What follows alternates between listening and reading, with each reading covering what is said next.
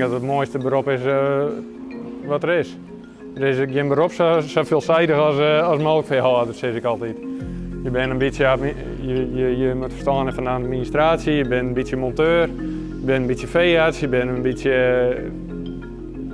beetje ja, teeltexpert om het zo te zeggen. Je bent een beetje waanman. Het is van alles wat.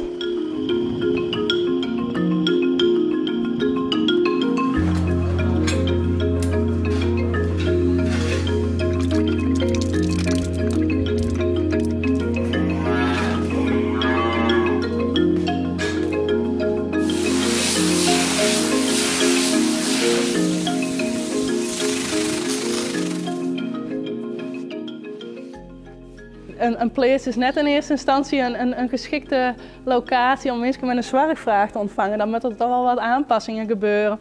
Er zitten volle risico's aan een plaats. Je hebt te maken met grote stuks vee, je hebt giertanken, maar ook de kelders natuurlijk, de mestkelders. Brandveiligheid, grote machines, groot gereedschap. Dat moet je wel eerst veilig maken voordat die mensen komen kennen. Maar wij vinden het juist dat de bedrijven elkaar nou versterken. Het is prachtig om te zien hoe nuttig en zinvol eigenlijk de mensen zich hier vielen.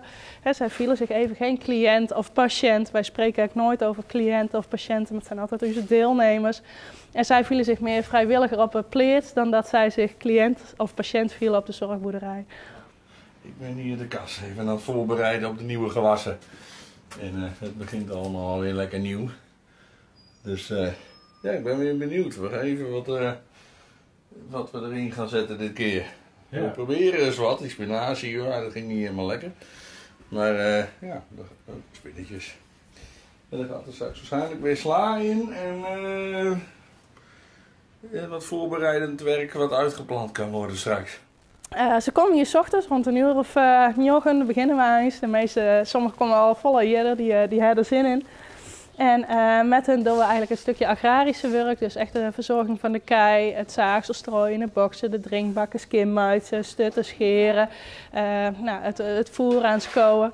Maar werkjongens die zijn van, we hebben niks met kei of met stront, dus die kennen in de moestuin aan het werken, werken in het green, houtkloven. We hebben nog een stukje creatieve activiteiten, dus metaalbewerking, houtbewerking. En we hebben wat lietsvee. Ze zijn er wel altijd. Of tenminste op de dagen dat we de zorg bieden. Ja, het had ik wel zien dat de keien zo nou en dan ik wel eens op de tweede plek komen. Want ja, als je afspraken met de meesten hebt, dan moet je die gewoon nakomen. En dan met de keien met wel eens even een wachtje op die 1 oktober bij wijze van spreken. Ja, als je het goed voor elkaar hebt, dan we hebben het zo regelen dat dat in principe gewoon mogelijk is. De kei weer automatisch molken. En op het moment dat de kei genoeg eten heeft, dan kunnen we daar vrij flexibel mee scoren. Jentje! Eten! Goed zo! Ja, dat moet wel wat gebeuren. Ja. Waar zijn we net een blik? Hey.